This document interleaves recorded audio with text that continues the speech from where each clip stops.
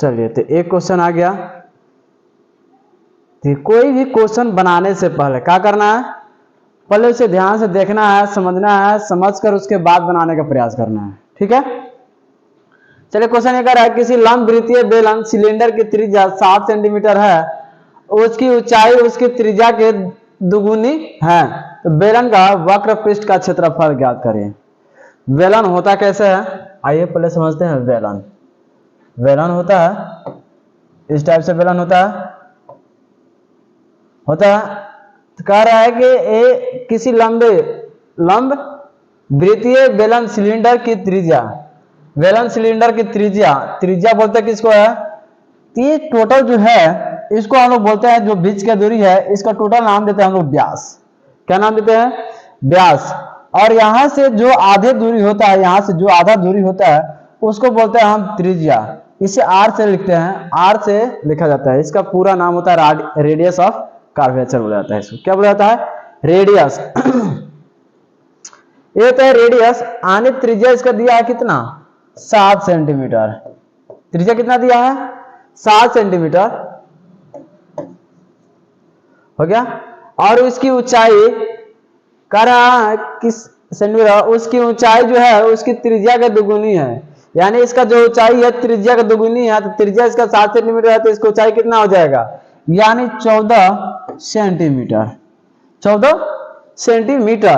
तो बेलन का वक्र पृष्ठ क्षेत्रफल, बेलन का वक्र पृष्ठ का क्षेत्रफल ज्ञात करिए। यानी क्या है, वक्र पृष्ठ, बेलन का वक्र पृष्ठ का क्षेत्रफल क्या होता है, बेलन का वक्र पृष्ठ का क्षेत्रफल होता है, ऐसे लिखिए, बेलन का वक्र पृष्ठ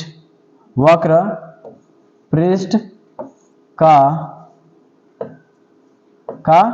क्षेत्रफल। क्षेत्रफल क्या होता है, क्षेत्रफल होता है 2 पाई आर और एच। 2 pi R H. एक मिनट के,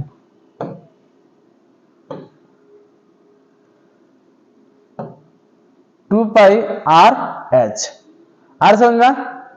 तो यहां पे हम लोग मान रख देंगे बस, और उसके बाद बना लेंगे। ये हो गया 2 का 2, पाई का मान होता है 22/7, तो 22/7 का 22/7, और आर की जगह पे आर का मान रखेंगे।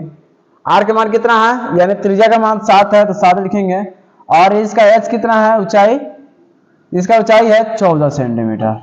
क्या है, 14 सेंटीमीटर। यहां तक आ रहा समझ में।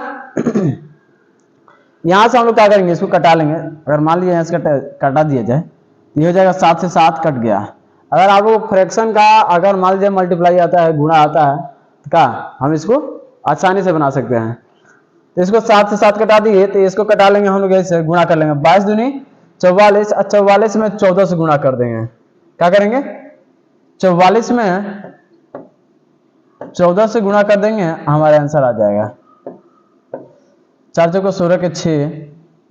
अब जिसमें 6 होगा तो समझिए कि तो हुई 4 चौको 16 का 6, 4 चौको 16, 1 17 हो जाएगा। और ये हो जाएगा 44 से कम 44, जोड़ लेंगे सब कोते हो के 6, 7 6 13 का 7 6 13 का 7 4 11 के 1, 2 1 3, 6 का 7 4 11 के 1, हासिल 1 2 1 3, यानी 316।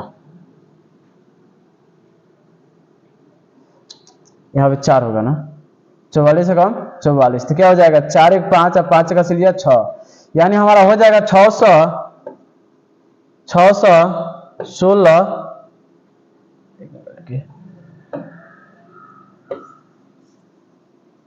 हमारा आंसर कितना हो जाएगा, 616 सेंटीमीटर स्क्वायर। ये हमारा क्या हो जाएगा, आंसर हो जाएगा। आ रहा समझ में, कोई बहुत भारी चीज ना है। इसका वीडियो हम लोगों को पहले यूट्यूब पे क्या अपलोड है, आप इससे भी जाकर देख सकते हैं कैसे इसको निकाला जाता है। ठीक है, चलिए हम लोग नेक्स्ट क्वेश्चन पे चलते हैं। तो हमारा 616 क्या, 616 सेंटीमीटर स्क्वायर, ये हमारा सही आंसर हो जाएगा। आ रहा समझ में। बेलन का वक्र पृष्ठ, देखिए फॉर्मूला, कोई भी क्वेश्चन अगर बनाना है, जो क्या है, जो फॉर्मूले पे डिपेंड है, जो फॉर्मूले पे क्या है डिपेंड है, उसको सबसे पहले तो हम लोग क्या करेंगे, उसको याद करना जरूरी होता है, और नहीं याद करेंगे तो क्या होगा, बनाने में बहुत मुश्किल हो जाएगा। इसलिए फॉर्मूला हम लोग को याद करना क्या होता है, आप लोगों को जरूरी होना चाहिए। और आप लोग जब याद कर लेंगे तो समझिए इस पे क्वेश्चन देखिए, इसे फिट करना कितना आसान है। 2 का 2, अब पाई का मान होता है 22/7, और यहाँ आर का मान होता है, आर का मान यहाँ दिया है 7, और एच का मान भी दिया है कितना 14। अब इसके बाद हम लोग गुणा भाग जोड़ आता होगा तो यहाँ से कटा के हम लोग बना सकते हैं 616 सेंटीमीटर स्क्वायर, कोई बहुत बड़ी चीज ना है। चलिए नेक्स्ट क्वेश्चन चलते हैं हम लोग। नेक्स्ट क्वेश्चन इसका है, कह रहा है नीचे दिए गए समीकरणों को सही बनाने के लिए कौन सी 2 संख्याओं को आपस में बदलना होगा। कह रहा है इन दोनों संख्याओं में, यानी समीकरण दे दिया गया है, कह रहा है कि 128/4 - 3 × 12 + 6 = 26। यानी कह रहा है किसी इसमें से 2 क्या करना है, किसी 2 संख्याओं को इसमें से बदलना है। अब 2 संख्याओं को बदलने पर हमारा 26 क्या होगा, सही आंसर आ जाएगा। अब बदलना कौन कौन से है हम इसको ध्यान देंगे। ये 4 और 12 को बदलना है, 4 और 12, या ऐसे 12 और 6 को बदलिए, या 3 और 6 को बदलिए, 3 और 12 को बदलिए, यानी इसमें से किसी को बदलिए। आप बदल के चेक करिए कि किसको बदलने पे हमारा आंसर 26 आ रहा है। ठीक है, चलिए हम लोग क्वेश्चन को पहले बनाना शुरू करते हैं। 128 का 128 भाग है कितना है 4 - 3 × 12 + 6 = 26, यही है।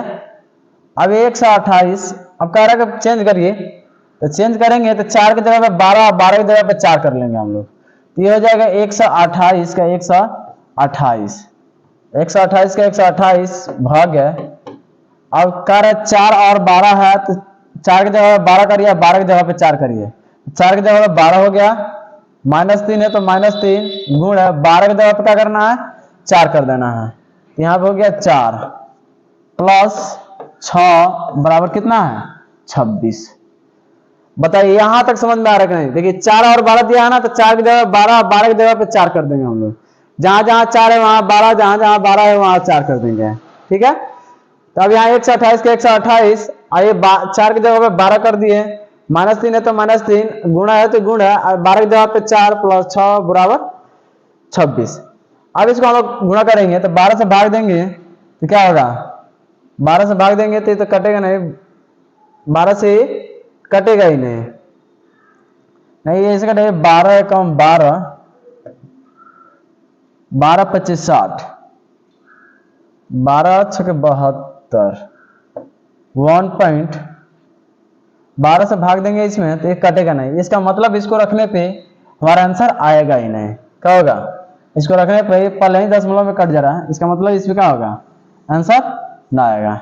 दूसरे पे चेक करते हैं हम लोग, दूसरे पे चेक करेंगे तो यानी 12 की जगह पे 6, 6 की जगह पे 12 का, यहाँ पे करेंगे हम लोग 128 का 128 भाग है 4 का 4 - 3 का 3 गुण 12 की जगह पे 6 और 6 की जगह पे 12 बराबर 26 हो गया। इसको कटाएंगे 4 से भाग देंगे तो 4 3 12 और 4 दूनी 8, माइनस ये हो जाएगा, यहां से हम लोग गुणा करेंगे तो ये हो जाएगा 36 18, 12 8 कितना हो जाएगा 12 8, एक मिनट रुकिए, 12 की जगह पे 6, 6 की जगह पे 12, भाग दे दिए इसको, 4 12 + 6, यहां से प्लस है, ये है जो प्लस है, क्या है ये प्लस का चिन्ह है, यहां से कर लेंगे हम लोग प्लस, प्लस है तो प्लस। अब ये हो जाएगा यहां से, अब इसको क्या करेंगे, ये हो जाएगा 36 18, अब प्लस है तो प्लस 12, ऐसे कर लेंगे। 4 से भाग दे दिए, पहले भाग देंगे,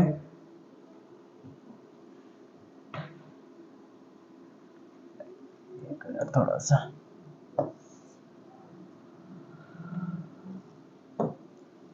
अब यहां से करेंगे 3 गुण, क्योंकि बोर्ड मास रूल से बनाना, सिंप्लीफाई रूल से बनाना पड़ेगा, प्लस 12 बराबर 26 हो गया। अब यहां से हम क्या करेंगे, ये हो गया 32 का 32, अब गुणा कर लेंगे, गुणा करेंगे तो क्या हो जाएगा 36 18, 36 18 प्लस 12 है तो 12 बराबर हो जाएगा 26 हो गया। अब क्या करेंगे, सिंपलीफाई में क्या होता है, जोड़ घटाओ गुणा भाग में पहले किसको बनाते हैं, तो पहले भाग, उसके बाद गुणा, उसके बाद जोड़। तो अब जोड़ेंगे यहाँ पे, ये हो जाएगा, यहां से इसको जोड़ लेंगे, किसको 12 और 32 को जोड़ेंगे, कितना हो जाएगा, ये हो जाएगा 44,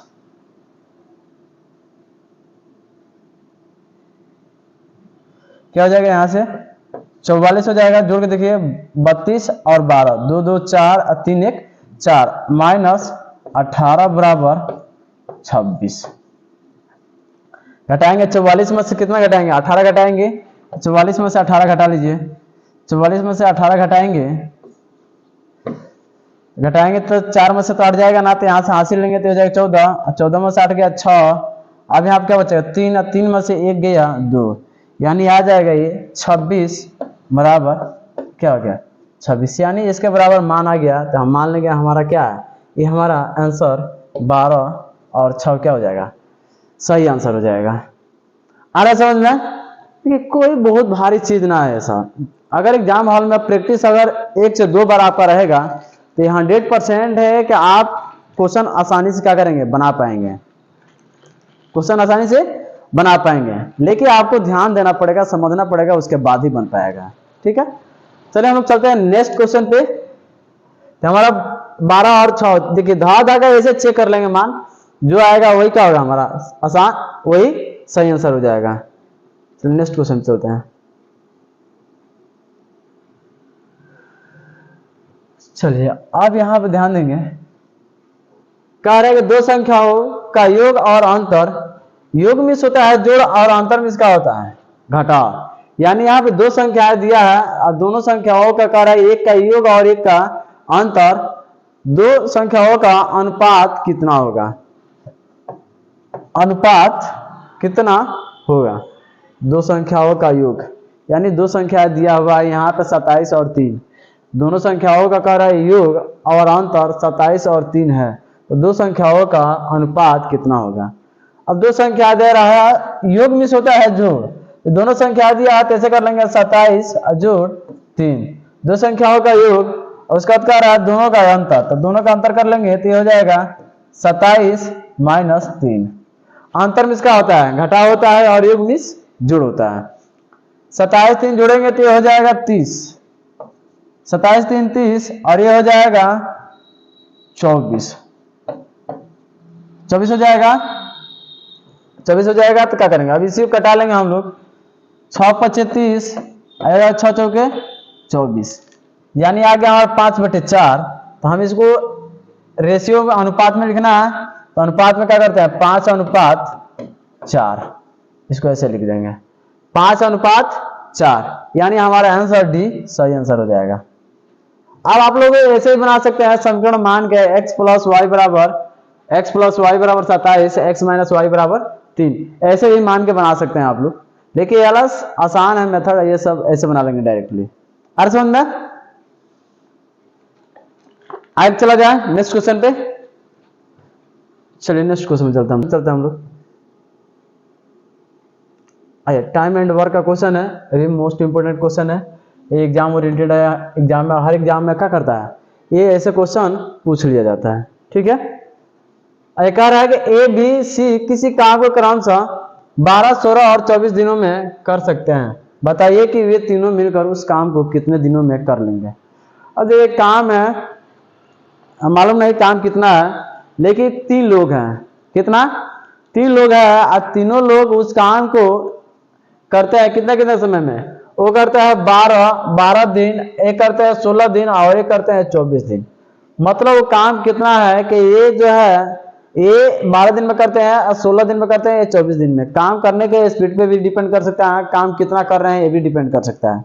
ये अलग ज्यादा काम करते होंगे तभी तो पहले खत्म कर दिए हैं, अभी इनसे थोड़ा सा काम कम करते होंगे तो ये इनसे ज्यादा करते होंगे, और इनसे इनसे क्या करते हैं ज्यादा, और इनसे कम करते होंगे, तो ये क्या 16 दिनों में खत्म कर रहे हैं, ये 24 दिनों में।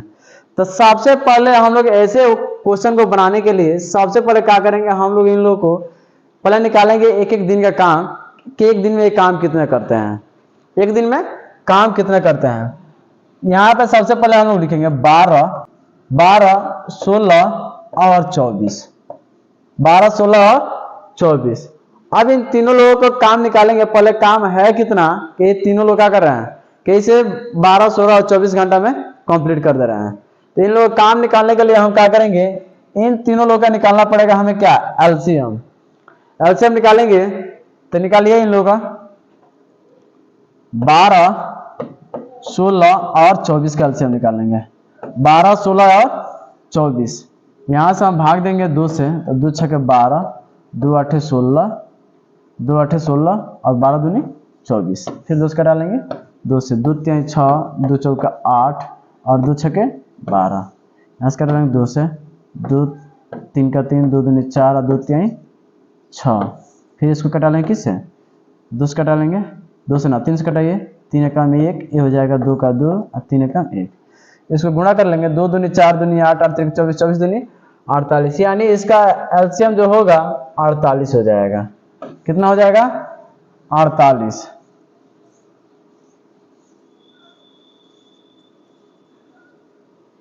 कितना हो जाएगा, 48। यहां से लिख लेंगे हम लोग 48, ठीक है। अब यहां से 48 लिखने के बाद अब समझिए टोटल हमारा काम का जो यूनिट है 48 यूनिट काम है का, और इस काम को करने में ए बी सी, ये है ए और ये है बी और ये है सी, ये 12 दिन में काम करते हैं, 48 काम, ये 16 दिन में, ये 24 दिन में।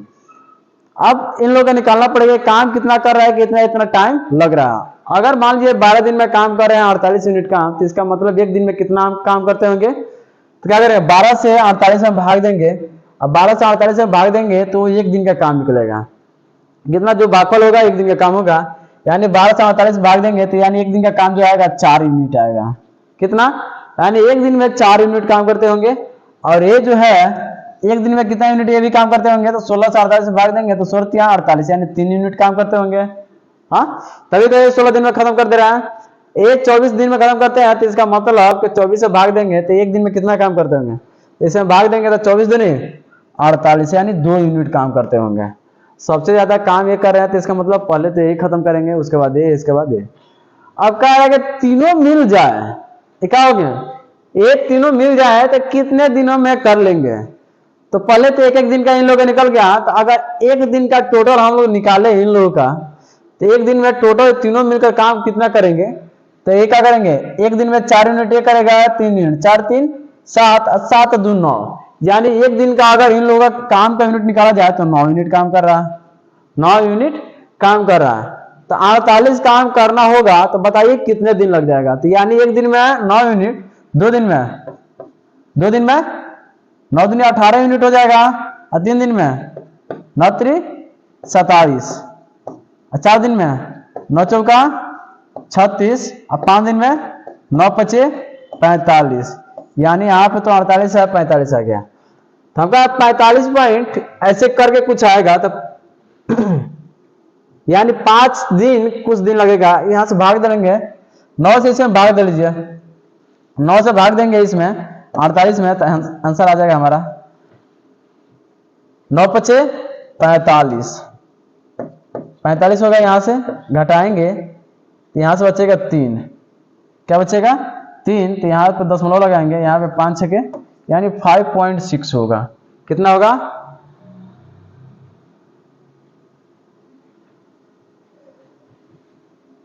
नौ 5 45 3 ए 9 3 27 होगा। कितना होगा, एक मिनट रुकिए, यहाँ पे होगा 9 3 27,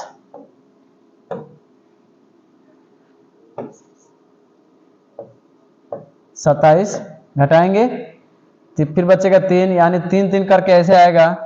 तो जब भी अगर ऐसा क्वेश्चन आता है 3 के बाद 4, तो यहाँ पे हमारा क्या हो जाएगा, यही हमारा सही आंसर हो जाएगा। जब भी अगर कोई डिजिट बार बार आता है तो उसमें एक पहले उसके बाद क्या करते हैं, एक बढ़ा के लिख दिया जाता है। तो बार बार 3 आएगा तो यहाँ पे भी 4 लगा दीजिए, या नहीं तो 3 3 आ रहा है तो 3 पे बार लगा रहता है, ऐसे भी आंसर है ना। तो पूर्णांक में कितने बार दे दिया होता है। तो यहाँ पे क्या हो जाएगा, यहाँ पे हो जाएगा 5.34, ये हमारा क्या हो जाएगा, सही आंसर हो जाएगा, सही आंसर हो जाएगा। अरे समझ में आया, कोई भारी ना है। देखिए तो इन तीनों लोगों को चलिए एक बार और हम लोग समझ लेते हैं। इन तीनों के ए, बी और सी, ये तीनों लोग एक 12 और 16 और 24 दिन में क्या करता है, काम कंप्लीट करता है। इन लोगों का काम निकालने के लिए हम लोग क्या करना पड़ेगा, पहले काम का यूनिट निकालना पड़ेगा कि टोटल काम है कितना। क्या, तो टोटल काम निकालना है तो टोटल इन लोगों का काम निकालने के लिए क्या करेंगे, तीनों के एलसीएम निकालेंगे। एलसीएम निकालना है तो 48, यानी टोटल काम जो 48 यूनिट काम है, ये 12 दिन में खत्म करते हैं, ये 16 दिन में 48 काम, ये 24 दिन में। तो इन लोग के एक एक दिन का क्या करना पड़ेगा, काम निकालना पड़ेगा। एक दिन का काम ये कर रहा है, 48 काम है, ये 12 दिन में खत्म कर रहा है, तो इसका मतलब एक दिन में काम कितना करते होंगे, तो 4 यूनिट। एक कितना काम करते होंगे, तो 3 यूनिट। एक कितना, तो 2 यूनिट। अब देखिए ये एक एक दिन का काम आ जाएगा। अगर तीनों लोग अगर एक साथ एक काम करना शुरू करें तो एक दिन में 4 यूनिट काम करें, एक दिन में 3 और एक दिन में 2। तीनों लोग एक दिन में काम करेंगे तो तीनों को क्या करेंगे हम, 4 3 7 दूना, यानी एक दिन का काम यूनिट कितना आएगा, एक दिन का काम का यूनिट कितना आएगा, आएगा 9 यूनिट। अब तीनों मिलकर एक दिन में 9 यूनिट काम कर रहा था, 48 काम करने में कितना लगेगा, तो 9 से 48 में भाग दे देंगे, 5.34 हमारा सही आंसर हो जाएगा। आ रहा समझ में। चलिए नेक्स्ट क्वेश्चन चलते हम लोग। चलिए हम लोग का क्वेश्चन समाप्त हो गया, ठीक है। तो आप लोग को ये समझ में आया है कि नहीं, पहले बताइए। जो भी क्लास चला है आप लोग समझ में आया है कि ना, बताइए समझ में आया है। अगर नहीं समझ में आया है, जो भी क्वेश्चन नहीं समझ में आया है, कमेंट बॉक्स में कमेंट करिए, ठीक है। हम उसको एक बार और समझाने का आपको प्रयास करेंगे, ठीक है। चलिए तब तक मिलते हैं हम लोग एक नए वीडियो के साथ।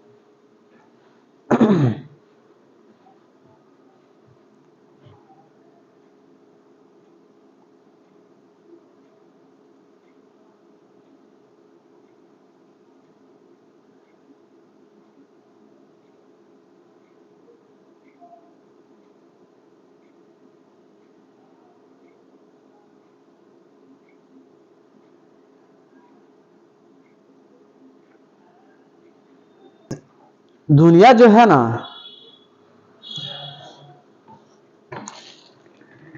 देखिए दुनिया आपकी मेहनत, दुनिया आपको फेमस करना चाह रहा है, आपको प्रमोट कर रहा है।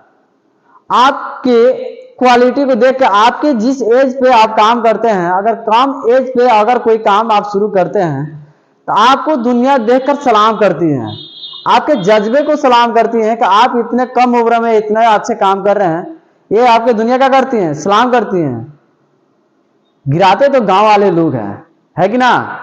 तो गांव वालों पे ज्यादा ध्यान ना देना चाहिए, ठीक है। आप काम जो भी कर रहे हैं शिद्दत से, दिल से, मन से करिए 100%। दुनिया ये ना कहा जाता है कि दुनिया कैसी है, दुनिया का बस आप अपना नजरिया चेंज करिए। ये 100% है, जिस दिन आप नजर चेंज करेंगे आप अपने आप को उस दिन से चेंज करना शुरू कर देंगे। दुनिया खराब नहीं है, गलत नहीं है, आपके बस देखने के नजरिया गलत है। नहीं तो दुनिया इतना स्पीड से आगे बढ़ रही है, वह दुनिया इतना स्पीड से आगे बढ़ रही है कि जितना आप सोच भी ना सकते हैं। और गांव में आप देख रहे हैं कि वो आज ना पढ़ा, आज ना ऐसे किया, ऐसा कोई फर्क नहीं पड़ने वाला है कि कोई पढ़ रहा है या ना पढ़ रहा है। आप नजर उससे उठा के देखिए ना, आजकल कंपटीशन इतना ज्यादा हो गया है कि अगर कोई एग्जाम हॉल में बैठ कर आप 100 में से 80 क्वेश्चन लगाने वाला होता है ना, तो उसी में कोई 90 क्वेश्चन लगाने वाला होता है। आप उसमें 90 क्वेश्चन लगाने वाला होता है ना, तो उसमें कोई 95 क्वेश्चन लगाने वाला होता है। और उसी में कोई 95 क्वेश्चन लगाना है तो कोई उसी में 99 क्वेश्चन लगाने वाला उसी एग्जाम हॉल में बैठा रहता है। तो आप ऐसा ना सोचिएगा दुनिया पीछे चल रही है। आप समझिए कितना कंपटीशन हो गया। इस हिसाब से अगर देखा जाए तो क्या हो रहा है कि आप गांव वालों से कंपेयर करके क्या करेंगे, अपने आप को एकदम स्लो कर लिए हैं। आप क्या किया, एकदम अपने आप को स्लो कर लिए हैं। तो आप कभी गांव वालों से कॉम्पिटिट ना करिए, कंपेयर मत करिए। आप जब दुनिया से कंपेयर करना शुरू करेंगे ना, तो आपकी स्पीड इतनी तेज हो जाएगी कि आप 1 मिनट कहीं अगर वेस्ट चीजों पे आप देना चाहेंगे तो आप ना दे पाएंगे। तो ये होता है खुद का कंपेयर, जब दुनिया से कंपेयर करते हैं। हाँ, क्योंकि हम लोग भी उसी के अंदर आते हैं। तो हम लोग गांव से कंपेयर करेंगे तो गांव के, अगर मान लीजिए कि गांव में अगर उस लेवल के बच्चे हैं का, तो हम गांव में कंपेयर कर सकते हैं। लेकिन उस लेवल का बच्चे ना है तो क्या करेंगे, दुनिया से कंपेयर करिए ना। वर्ल्ड में बहुत सारे इस टाइप के ऐसे लोग हैं कि जो